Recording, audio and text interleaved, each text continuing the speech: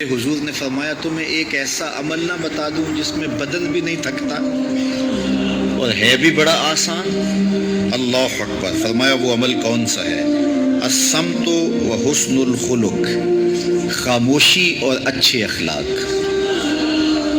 زیادہ بولنے سے بہتر ہے خاموش رہو، خاموشی میں نجات بھی ہے، ثواب بھی ہے۔ زیادہ بولنے والا جھوٹ بھی بول لیتا ہے، زیادہ بولنے والا گالی گلوچ اور سب و شتم پر بھی اتر آتا ہے، زیادہ بولنے والا کسی کی پگڑی بھی اچھال دیتا ہے، زیادہ بولنے والا غیبت بھی کر لیتا ہے، زیادہ بولنے والا ایسا مزاح کر لیتا ہے جس سے کسی کو تکلیف پہنچے۔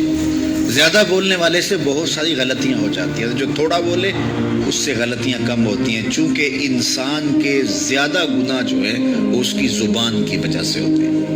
ایک روایت میں آتا ہے جب صبح ہوتی ہے سارے اعضائے بدنیاں زبان کے آگے ہاتھ جوڑتے ہیں، بی بی تو چپ رہنا، کیونکہ بولتی تو ہے اور مصیبت سارے اعضائے بدنیاں کو سہنا پڑتی ہے۔